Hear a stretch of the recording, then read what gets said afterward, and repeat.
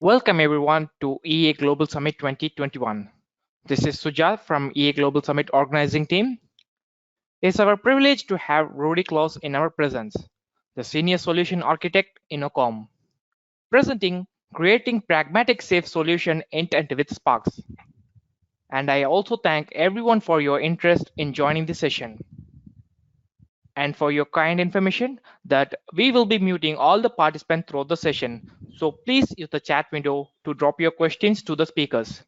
Your queries will be answered at the end of the session. We request everyone to visit the allotted Microsoft Teams channel to communicate with Rudy and the other EA practitioners after the session. Rudy and the other speakers accepted to stay in the channel to have a one-to-one discussion and answer all your queries. The link to the MS Teams channel is posted in the chat window for your quick reference. If you have any difficulties in connecting to Teams, please let us know through the chat window or write us at registrations@eaglobalsummit.com. Thanks once again for your interest and support to EA Global Summit 2021. Without any further ado, I'll request Rudy to start his presentation. Over to you, Rudy. Thanks. Greetings from Belgium, Europe. I hope you had a great session list until now and today. I surely have. So I'll try to keep up with expectations. So my name is Rudy Klaas. I work for a Belgium-based consultancy firm called Inocom, and we're specialized in strategy, agile coaching, and last but not least, enterprise architecture. Myself, I'm an enterprise architect, participating the last couple of years in scaled agile projects with SAFe as primary framework. As such, it is my pleasure to introduce you to this session, Creating Pragmatic Safe Solution Intent with Sparx, which is based on real-world experiences from myself and my colleagues.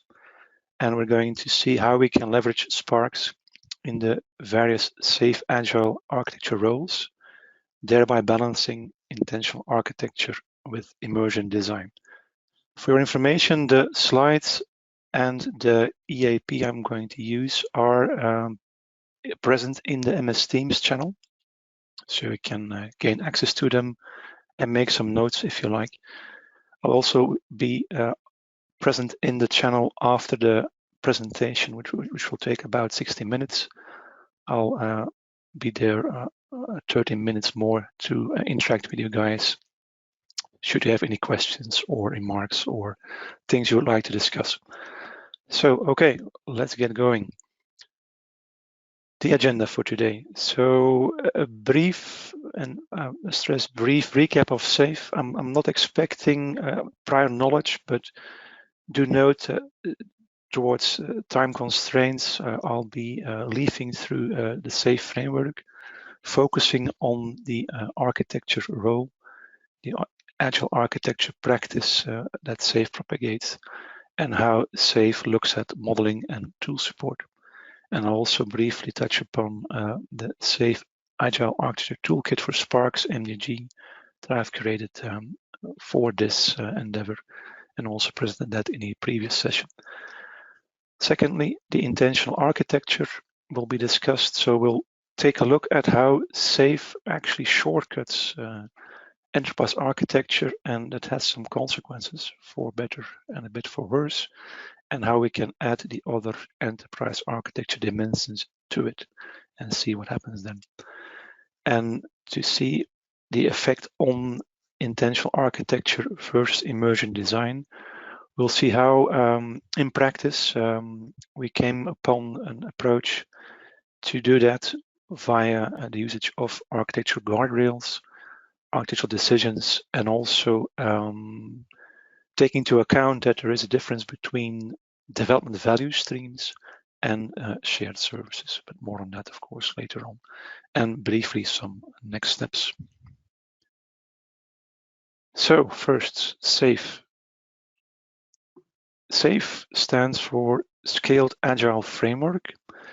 It's scaled, it's agile, and it's a framework, and that's those are three different things. So scaled, it has deliberately enterprise scope. So, and to serve that, there are various configurations. the full, encompasses all. The essential, the portfolio, and the large solution focus on some subdomain, if you speak, and you can tailor your SAFe towards the organization at hand and the tasks you should be doing in that scope. Agile means that Agile scaling out towards a complete organization means combining things, good practice from Agile for sure, but also other things like Lean and DevOps. So these three are very much present in the framework and complement the good old-fashioned Agile principles we came to use, let's say 20 years back. The framework itself is under constant evolution, let's say a frequent release cycle on a monthly and let's say minor on a release is on a yearly basis. So most recent one is the 5.1, which is then released on February of this year. It's a commercial framework, so there's a lot of content available on the website, but it is not free for use. On the other hand, there is, of course, commercial support via trainings, certifications, publications, and also dedicated conferences. And also, besides the Scaled Agile Inc., let's say the home of SAFe, there are nowadays 400 plus partners, of which Innocom is one of those, partnering with SAFe to deliver SAFe content and training and consultancy and implementations worldwide. Contributors and the community platform are also there very actively working with SAFe to make the framework as interesting as possible. And as such, I came upon it in 2017. Did my first project with them in 2018 until now, and saw that it gained a lot of attention, got some critical mass, and is a good candidate for becoming the rather dominant Scaled Agile framework out there. There are others, of course, but I guess this is a good one for keepers. So it's a framework covering various roles. It has a lot of values and practices. And as there are a lot of roles fulfilled by people, there are a lot of collaborations going on in the framework. On this slide, you'll see what it means for an architect, an architecture, and Agile architecture, of course, as it is an Agile framework, what it means to be part of the, sorry, that's just so, okay. Be part of that framework. So top left, architecture sync means that besides the other roles as an architect, you're in constant synchronization with the other roles from your viewpoint. That's really important, that architecture requires communication, requires collaboration. It's, let's say, grinded in the framework that at some points in time, the architecture roles and also the architecture itself becomes part of the discussion, is in the spotlight, gets discussed, gets evaluated, gets evolved. As such, decision making is based upon collaboration and is also decentralized, which means that good practice in Agile is delegation. So as an enterprise architect, towards a solution architect, towards a system architect, bottom left, there is constant interaction and also good delegation. That things that the solution architect should do are delegated to him or to her. And the same goes for the system architect. And there's also, of course, an interesting role for an enterprise architect to play in that story. Second important value there in the middle is assume variability and preserve options. And the saying is until the last responsible moment. So keep your options open is always a good thing as an architect. And it's, let's say, also part of the framework that based on what happens and things that get prioritized, evaluated, checked out in the proof of concept, whatever is there to do some validation and evaluation leads by applying that practice to the optimal solution. Next to that, on the top right-hand side, there is that value of build incrementally with fast integrated learning cycles. So no big wait for the first demo. It should be done as fast as possible, gaining early feedback, gaining insights, evolution. The PDCA cycle starts in, and together with those other things should get you and keep you in the right direction. As such, the practice where Agile architecture is focused on is the creating and maintaining the architectural runway. So actually your Agile architecture consists of enablers that need to be there to support features and epics. And timing is of course important, proactive management is important. The runway is actively managed by all the architectural roles and primarily by the enterprise architect that starts very early in the cycle to see that all these things that need to be there are there to support the features that are asked by your business owners. As such, intentional architecture should be part of the story, upfront design, but not the big upfront design. But there should be some intentionality in your architecture, some safekeeping from enterprise architecture perspective, but also some good implementation, interpretation, and evaluation by solution and system architecture, so that there is ample space to create some emergent design decisions, which are then kicked back and balanced with intentional architecture. That is one of the interesting things and also a topic for this session, together with the bottom left-hand side where the architectural roles get explained.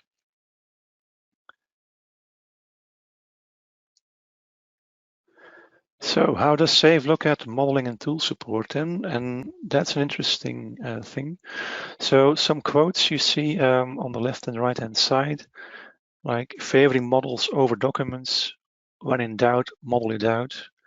Solution intent evolves through collaboration, and keep options open with fixed and variable solution intent. So solution intent is actually the repository, the physical repository, containing interesting stuff, things that are important, but then also see the marker on the left-hand side, create minimal but sufficient documentation and make the solution and its intent dynamic. So modeling is really important in that story. And of course, modeling tools like our beloved Sparx, of course, play an interesting part in that.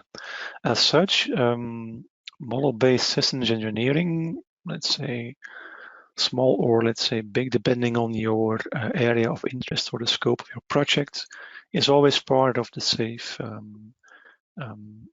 journey and story. As such, it is always interesting to create and maintain that solution intent based on tool support, and of course a modeling tool is a very interesting tool to support the architect in that. Development solution intent is not done on, let's say, an upfront and fixed big design approach. As you see on the top right-hand side, your vision, your non-functionals lead to capabilities, which consist of features. Features are broken down into stories, and there are the enablers on top of those, epic enablers, enable features, enable stories, safeguarding the implementation, supporting the functionality, creating and maintaining that architectural runway. And as such, the solution intent is a good balance between something fixed, some intentionality, and something variable that is created along the way. And of course, maintaining a good balance between the two is important. Some observations. So SAFe, during its evolution, SAFe 5, so a lot of content is out there, a lot of experience have been gained. The who, the what, the when, and the why is there. You can gain access to that on the public website. through training, through certified people in your organization or outside your organization, depending on your context. But there is a lot of SAFe experience nowadays available. But still, SAFe, as it is a framework, leaves room for the how or the and or the with what. So how you do things is pretty much dependent on your interpretation of certain things. With what you're doing things is also free of choice. There is, of course, a scaled agile partner platform, a lot of tools that are evaluated and have received a marker. They're SAFe compliant. They're really interesting to use in a SAFe context, but to a large extent, they're based on collaboration software. So Atlassian Stack, Jira Confluence, and things doing Kanban, Scrum, those kind of tools found their way to the scaled agile ecosystem. Modeling tools implemented in that context usually are drawing tools plugged in. There is a lot of room still available for the real modeling tools like Sparx, and that gave way for a talk I gave last year on SAFe Agile Architecture Toolkit for Sparx MDG, which the link is also present on this slide. But let's focus now on the fact that, okay, there is an MDG you can use. There's also a lot of other languages you can use for creating your solution intent. How are we going to approach this in practice? Because in theory, okay, that looks good. What in the field?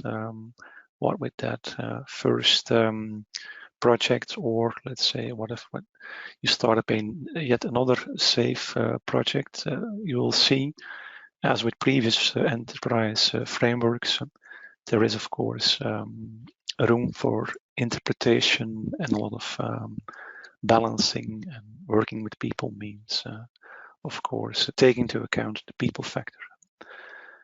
Over here, the SAFe 5 complete picture, and to the right-hand side, a small screenshot of the toolkit.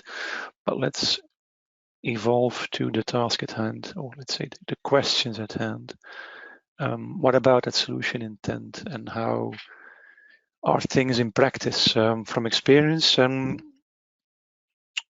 well, we bumped into some real world challenges while applying agile architecture in a SAFe context. And also in the source, you will see some references to some articles that have also identified some challenges towards the use of SAFe. And some are a bit provocative, but that's not bad. It gets the discussion going. I would like to point out to you 3 interesting things we came across, and how we applied Sparx as a mitigation for that. First, there is that identification and justification of enablers, the priority. And these things are there in order to realize strategy execution, which you are asked to do as an enterprise architecture. That led to the observation, well, more often than less, that requires the full stack, quote unquote, of enterprise architecture, and not only the quote unquote shortcut that SAFe takes towards it. As always, and also to the right hand side, Kruchten still is very actual today. I guess he put out that paper in those colors in your backlog 2011, if memory serves correctly. So let's say 10 years ago, he stated, well, your backlog in an agile context consists of 4 areas, of which one of those is dominantly visible by everyone and yields positive value. That's the green one. That's the features, the functionality, and people like your stakeholders in the business and your product owner and your business owner are eager to optimize on that. And they're willing to, let's say, take into account that there is, of course, some bugs and some defects. So the red, the negative value, they will also take that into account, but under discussion, who needs to pay for that, so to speak. What's a bit invisible, but even more driving, let's say, the delivery schedule and the flexibility and the evolvability of your solutions is that yellow and that black The yellow, that's the architectural runway. So those architectural features, those enablers. And the black beast down there, that's your technical debt. It keeps on growing, and if you don't mitigate for that, it will slow you down and bring you to a halt no matter what happens. Those things are rather invisible for the most, but very visible to us architects and developers and people in IT that are confronted with that. That should be part of your backlog. And as such, in Agile, as it is in Scaled Agile, those 4 things still need to be part of your backlog in Scaled Agile. Secondly, the dependency management that the architectural runway requires is a continuous challenge in practice. It takes effort inside each value stream and even more between value streams and or shared services. As you'll see, there are of course tools in the collaboration space that take into account that complexity and visualize that graphically and by database support. You can run some queries and reports, but still, from architectural point of view, as people tend to focus on value, that is to say, features, functionality, the green, the yellow and the black are a bit outside the spotlight, often a bit neglected, and it's our task as architects to keep them in the spotlight and in the picture and with the right priority on that backlog, in that Kanban, in that PI planning. Thirdly, delegating solution and system architects to value streams. That decentralized approach, of course, is a good thing and part of the framework. But also triggers the downsides of that approach. When quickly you will see that there is defragmentation, there is also even some isolation. Solution architect on his or her island, other islands in the stream, and there's enterprise architecture on top of that. I've seen it happen in a large client I'm currently servicing. It happens really quickly. And as a result of that, capturing emergent design from the whiteboard into something more static and ready for the future becomes a challenge. It's done inconsistently, sometimes last minute, sometimes not just captured and missed out. So there's a danger in that in reality. So these are the challenges we faced. And we decide, okay, what can we do to mitigate them, and how can a modeling tool, or let's say a tool environment like Sparx Pro Cloud, help us out with this? Let's see what happens if we try to address that. So first, the intentional architecture.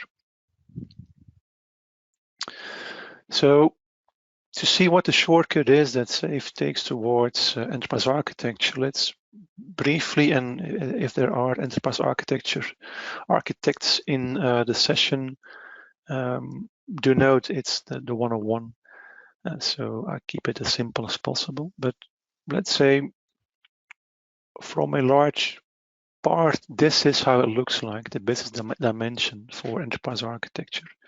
When looking from strategy towards strategy execution, you'll descend from your business model, let's say how you plan your business, towards your operating model, how you run your business, towards your delivery model, how you release IT solutions. And SAFe is a delivery model framework.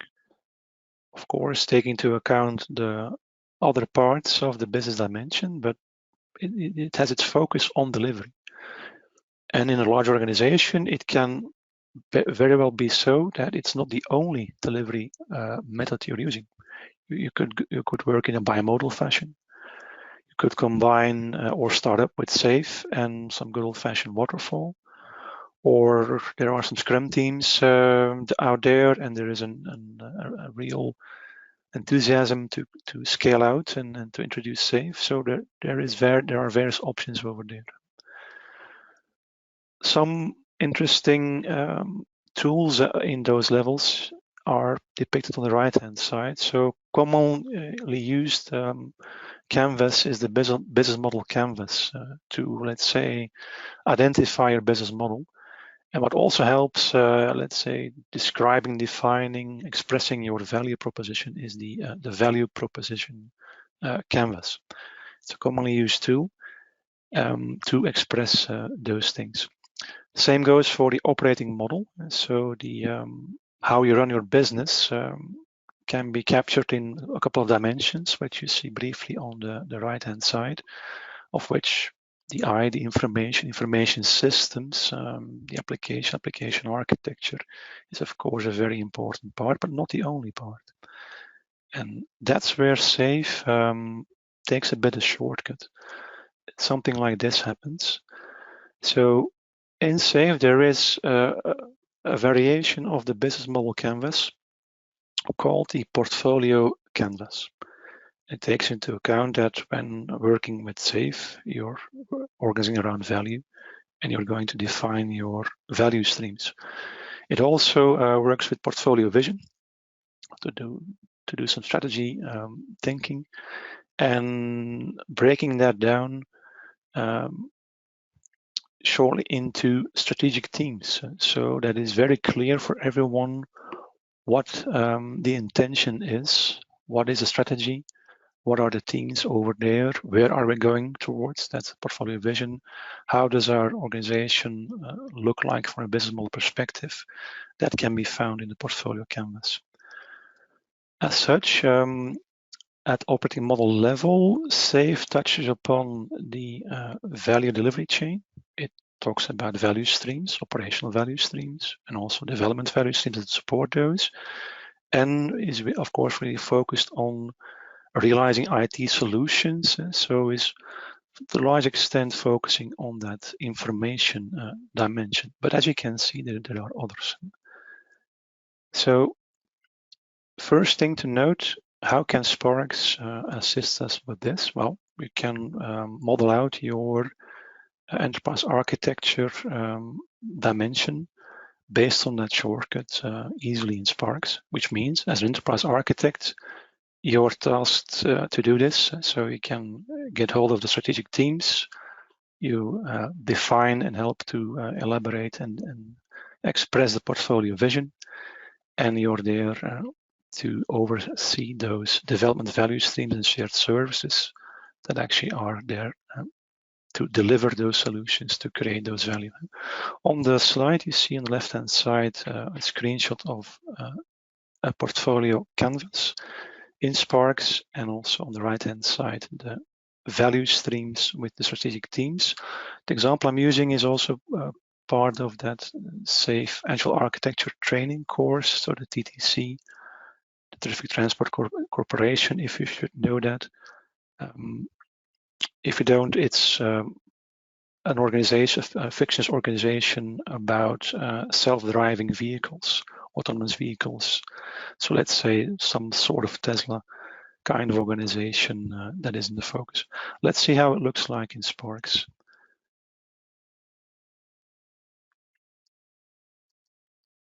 So the portfolio canvas. If you're accustomed to the business model canvas, let's say 80% is the same. The big difference is that on the top left-hand side, of course, the intentionality is to identify and add those value streams. So in the case of our fixes company, we've got a truck program, a van program, an autonomous vehicle program, and an autonomous delivery program that actually are there to create the value in our organization. Solutions can be identified, our customer segments, our channels, and all other things that are important to, let's say, visualize how our business model looks like and what the moving parts are in that. So based on that, and also in the MDG, you've got all the elements available to model it out.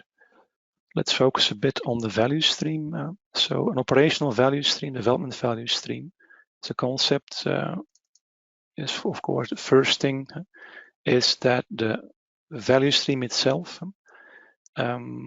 organized around value, so starts with something and ends with value.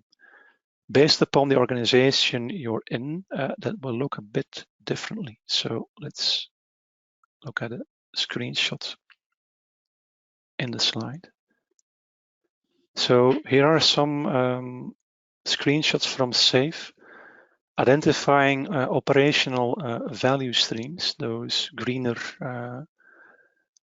things on the visuals, hooking up the applications to them, the yellow blocks underneath them, and then the gray streams are the actual development value streams, where people from IT and business come together to make it happen, that those applications get acquired, get configured, get built.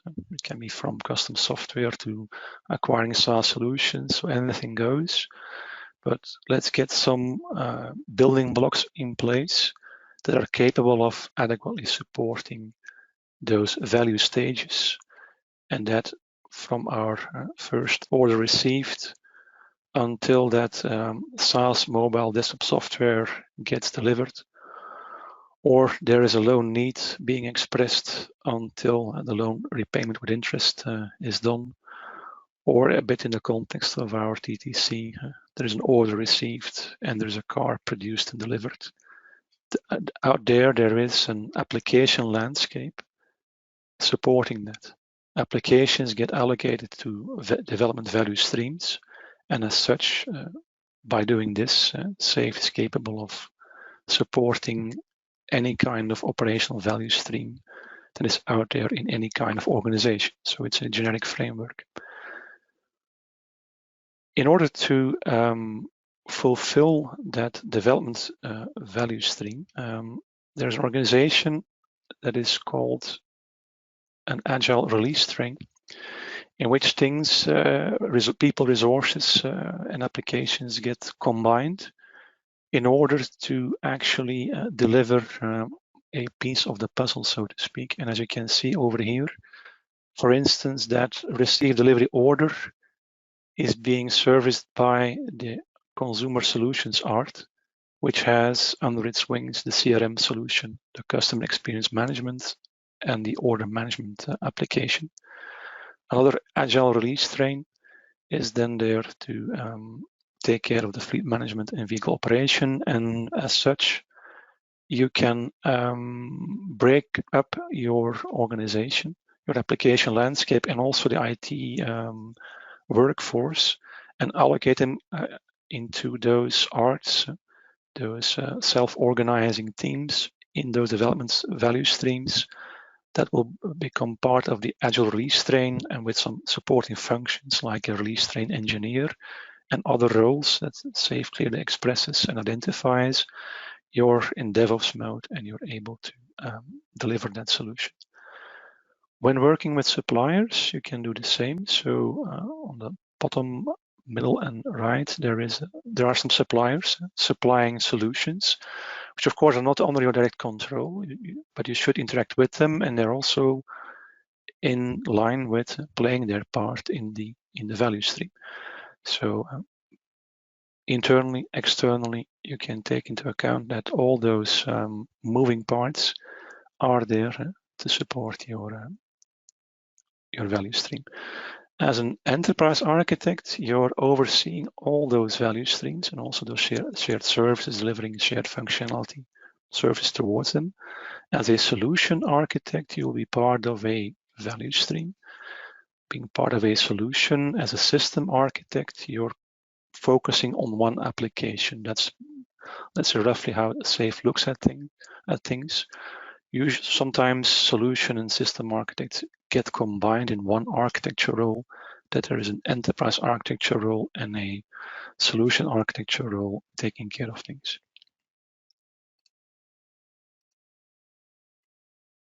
Okay, but as we uncovered a bit earlier, so that shortcut, more often than less, doesn't quite cut it for an enterprise architect. As you can see over here, there are luckily other frameworks, and we've got a rich tradition of enterprise architecture frameworks that focus on resolving that and have also evolved towards agility and have blended in agility in their context. One of those interesting frameworks is TOGAF. As you can see over here, the business dimension is only one of several dimensions you can address. And the business dimension in TOGAF also identifies a value stream, breaks it down in value stages, like the operational value stream in SAFe, but deliberately hooks up processes, business processes and capabilities to those things to identify business architecture building blocks in that scope. The stakeholders and the value they receive are of course the same as in SAFe, but this is a bit differently how things are addressed, and as it happens, it's a nice addition and also a necessity towards your role as an enterprise architecture in SAFe, because when identifying epics, enabler epics, so really large things that need to be implemented, but also prioritizing enabler features and giving it a high score and pushing it upwards towards in your backlog, you always get the question why. Why do we need it? Do we need it now? Is it really necessary? Because that effort spent cannot be spent to value creation, being that features, business features and business epics. But if you don't do that, the architectural runway cannot be created or maintained or proactively managed. So there's always that constant clarification, that justification that you need to do as enterprise architect, that stating, well, we need this, we need that, these are the enablers. We're going to allocate those things towards the value streams, towards a shared service, or we're going to even create a new shared service because we need to acquire new capabilities that are not yet present in the organization that need to be supported by ample resources and applications. So that's the task at hand that you have as an enterprise architect while interpreting the strategy your organization has, identifying those strategic teams, and executing them by driving the backlogs, by driving that architectural runway towards value creation. So that's the first thing you can do. And also on the right-hand side, you see a small screenshot, but I'll switch to Sparx to show it a bit more in detail. But first, let's discuss the other dimensions. So next to business, you've got also applications and data. And there's also the technology bubble in TOGAF, which commonly is then the technology, quote unquote, the infrastructure, but also takes into account those cross-cutting concerns like security and integration, and maybe even other things that are not yet on the bullet list, but well, I guess you get the picture. By combining those things into the repository, and of course we're going to use Sparx for that, you get a far better grip on the enterprise architecture, and as such have more, let's say, ammunition, so to speak, that you can put in your guns to address those battles in which epics and enablers and features get discussed and get identified and get prioritized, but because of course value creation happens when it's done. So putting something on a backlog is just the beginning. Let's see how it looks in Sparx.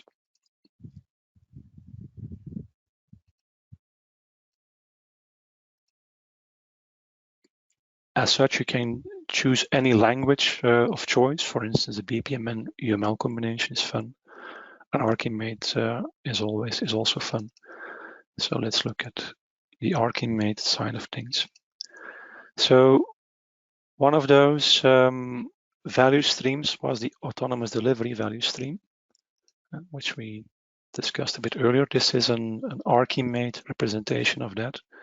So it's up to you to decide if you could use the MDG or you can use the language-specific elements. So it's a toolkit, so it's not meant to be all encompassing, make choices, and you will use some stuff and you will never use other stuff. That's up to you to decide.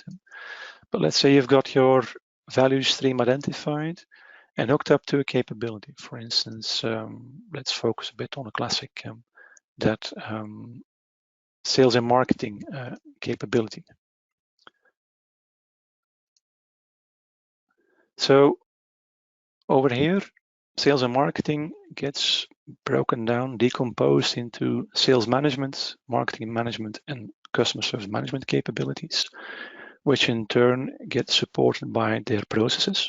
This one, you see a small chunk of that, sales processes, lead qualification, lead generation, well, you can imagine other stuff. And as such, you can identify the complete capability map and identify the complete process universe, if you like. Hooking up applications to that scope, you can hook them up to your processes, to your process groups, to your capabilities. In this case, you see the CRM, of course, in place to support that capability. As such, hooking up the data dimension, corporate data model, still interesting. Details can be added later on, and also are all commonly done by solution architects or technical designers. Your DBAs and your technical implementations of the data, of course, can also combine. But as an enterprise architect, we'll focus on, let's say, the oversight. So something like this is interesting to identify early up front, adding some metadata to it, identifying some master data. Let's say get the data management discipline going. That's always a good idea. On the other hand, cross-cutting concerns like integration, for instance, when the CRM system talks to the order management system, we're going to use API-centric integration, and we're going to use our API gateway to support for that. Our CRM is a Salesforce, a TTC tenant, and some security when accessing that from our laptops and our smartphones via either single sign-on or two-factor authentication adds a bit the security dimension. But I guess you get the idea on how we can combine the various dimensions in your enterprise architecture repository to add some more power to your solution intent, your intentional architecture.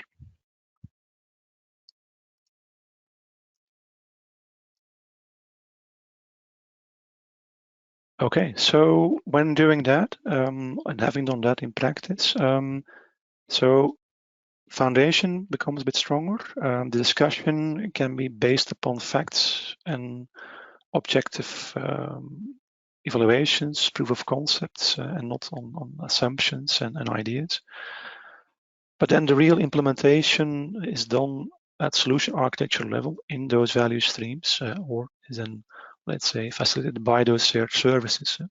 So having an epic enabler is good. Breaking it down in enabler features or defining an enabler epic, breaking that down in enabler features, that's where solution architecture kicks in and finds the optimal solution, preserving those options I discussed earlier until the last responsible moment. But let's say the best fit for purpose solution is there. How do you, from an enterprise architecture perspective, keep oversight but not over controlling things? As it happens, we found interesting stuff in the combination of the TOGAF standard and the Open Agile Architecture Standard, or the OAAF framework, in which an architectural guardrail is identified and proposed. So that's a mechanism. And let's say things in bold are interesting in the definition. So to bake in evolvability into system architecture correction. And in real terms, a guardrail is also a very lightweight governance structure, but with proper delegation, that the solution architecture is in control. The enterprise architecture is let's say the co-pilot, so to speak. So pilot co-pilot kind of thing. And if you stick to the guardrails as a pilot, the solution architect or the system architect or the technical lead, you don't need to justify your architectural choices. They're in line with them and they get approved. But however, in those situations where you could not abide by the guardrail, then it's time for discussion, then it's time for the whiteboard, then it's time for documentation and evolution, evolving the guardrail, evolving things around it that leads to the good decision on how to implement stuff and how to move forward with things. In Sparx, of course, you can add those things. For instance, our CRM, there's a guardrail towards data. The notorious GDPR in European context can be added on and needs to be respected. So we need to take into account that our CRM is GDPR compliant, and the guardrail helps us out with this.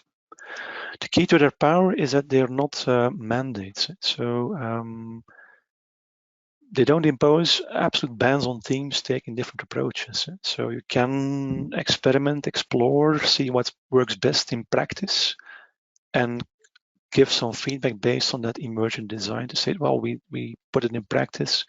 This is how we did it. It's within the boundaries of the guardrail, so check.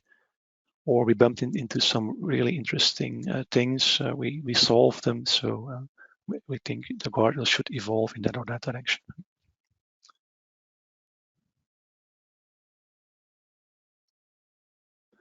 So as such, guardrails are a real helpful addition in balancing that intentionality you received, gained in your enterprise architecture repository towards the solution architecture.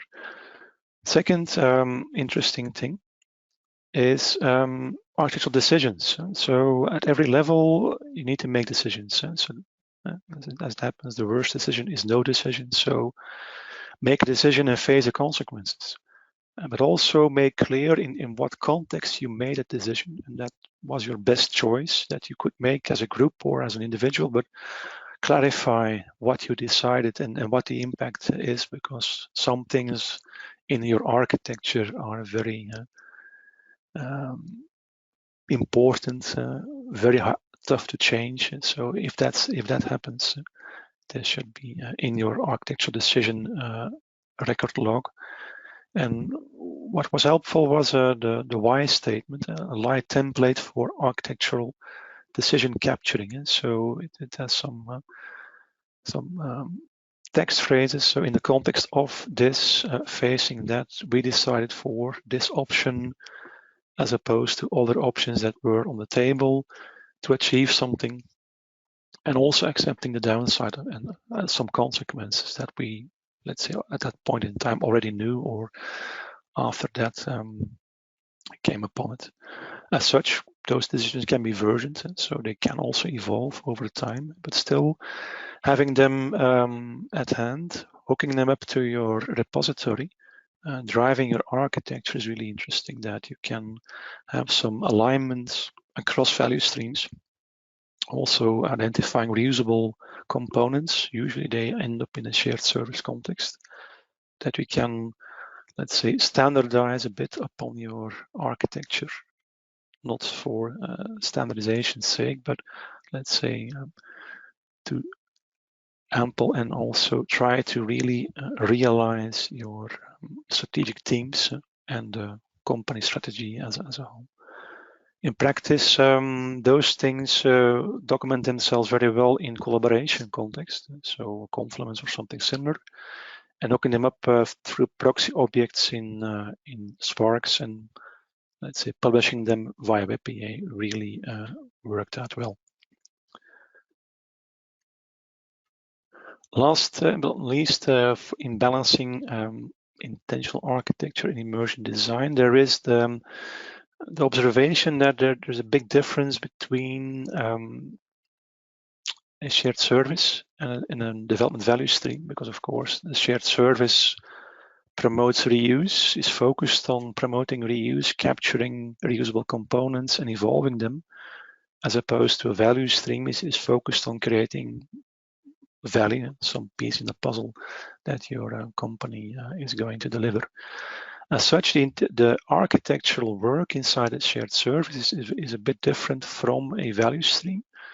And also, as an enterprise architect, governing those value streams and shared services, you take into account that a shared service requires a bit more reference materials. So reference architecture really works well over there. For instance, here you see the example of a reference integration architecture. So an integration demand broken down in one or more integration use cases.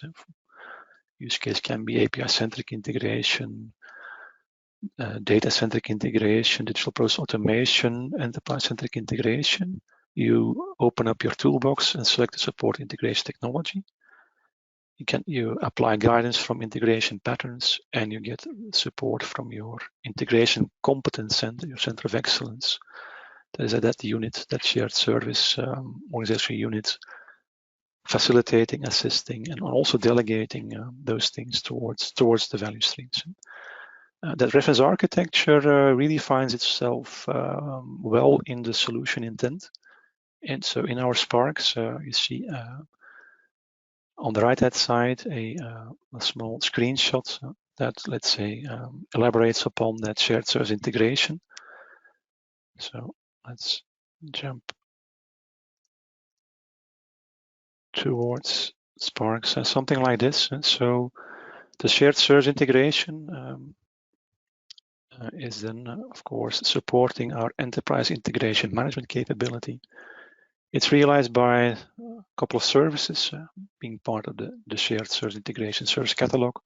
For instance, it's a simple example, I know, but well, it makes the point of how you could organize these things. So enterprise-centric integration, API-centric integration, DPAT, digital process automation, application services like managed file transfer and iPaaS for enterprise, an API gateway and API security for API-centric integration, and robotics, RPA for DPAT, and the concrete building blocks like those things like a Go Anywhere or a Boomi or Azure Integration Services or UiPath are there as standard building blocks to implement that integration capability you're having to fulfill its part in the value streams that realize, of course, the value that produce that software or manufacture those products. So those cross-cutting concerns often find their way towards the shared services like integration, security, infrastructure, data, for instance, like analytics and machine learning, to name a few things that are very commonly found in shared services.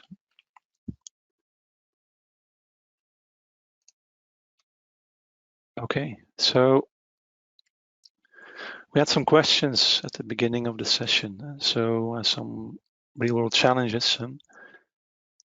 Once again, they're over here. So identifying and justifying the priority of enablers in order to realize strategy execution. And that full stack more often than not is important. The colors in your backlog are still there. We found it helpful to have that full stack EA in Sparx, but then based on a catalog approach. So not modeling out everything and all possibilities, that would take a lot of time, but importing those lists of capabilities, processes. For instance, in a real world context, capabilities easily have 3 layers, processes 3 or even 4. Applications can also be decomposed. So it's not to model out, visualize them, import them in your repository, and use the matrix feature of wiring them together and adding those links. That is really powerful and helpful in that context. So viewpoints are less interesting over there, kind of course, afterwards being created or generated by the feature in Sparx. And last but certainly not least, linkage to collaboration tools via WebAI is of prime importance to fuel the discussion why your yellow and your black stories or features or your enabler epic needs to be part of the backlog in the PI, being part of the release in a certain point in time. Secondly, dependency management, challenging. Traceability in Sparx is really helpful. And also linkage to collaboration tools via WebAI is helpful. Next to the power we've got from collaboration tools, you can focus on impact, and you can easily generate things like heat maps or impacts that you visually, let's say, demonstrate that this is important, this is complex. Here there is a lot of things that need to be touched upon. The impact is too large, we need to split it up. Those kind of discussions via a simple heat map, identifying with some colors is always helpful and often gets the discussion in the right direction. Delegation of solution and system architects, the third point, needs to happen because that's how, excuse me, SAFe works. But also take into account that there is that downside that from day one is there. A centralized Spark repository is helpful, and also WebPA, because emergent design always starts on a whiteboard, and then usually is then a picture, a photograph in your smartphone, and then needs to be captured in something more interesting, and that's where the discussion starts, capturing that emergent design, documenting that in source code or in configuration or in something descriptive, some visualization. Hook it up via WebPA, but add some modeling power behind that selectively, because you will be able to model out your complete solution repository, but focus on what's important. As Fowler stated, architecture is about the important stuff, sure, and then of course architecture documentation should be about the same important stuff, things that are noteworthy. So some conclusions over there. Also some next steps. Still working on that 1.0 in the toolkit. Still need to do some documentation on that, and I'll release it in the community. And also, well, collaboration with WebPA, very interesting, very fun. Some interesting hyperlinks towards other tools are there, but I'm eager to implement Prolaborate in this context. So adding some dashboards and some, let's say, APM, application portfolio management, capability mapping, heat mapping, repository management, reports. There's a client willing to get into this area of expertise, so I will be happy to report on that in a future session. Okay, I guess my time is up. Are there any questions? Thank you, Rudy. I thank Rudy on behalf of everyone for making this session a wonderful one. As we said earlier, now is the time for Q&A. So we will give you some time to write your questions. And we can see that there are no questions asked yet. So we will move our question and answers in the Teams channel. So thanks, Yes, Rudy, and thanks to everyone. Okay. Yes, what's Rudy? No, so of course, also big thanks for the very good organization of this global summit. So kudos for that. Thanks. Thanks, Rudy. I'm going to wave off, and I'll be present in the teams if there are some other questions or things that are of interest to discuss. Feel free to do so. Afterwards, I'm still available through the teams or also via my email, which you can see on the first slide. Also note that the PDF of this slide deck and also the EAP I've been using for demo is present in the MS Teams. So, okay, that's all from me. Big thanks for attending.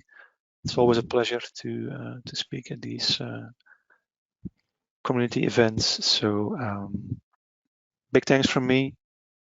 Stay healthy, and we'll talk to each other soon. Thanks and bye. Thanks, Rudy. And thanks to everyone for your time and support throughout the session. Hope it is very informative and gives a deeper insight into the topic. Now, Rudy will be available in MS Team to have a detailed discussion and answer your questions. And as Rudy mentioned, Rudy has already shared his slides and tools in the Teams channel. The link to the Team channel is posted in the chat window for your quick reference. If anyone is having any difficulties in connecting to Teams, please reach us at chat window or write us at registrations@eaglobalsummit.com. Thanks once again, everyone, and looking forward to host you all in another wonderful session shortly. Thanks, Rudy. Thanks all. Bye.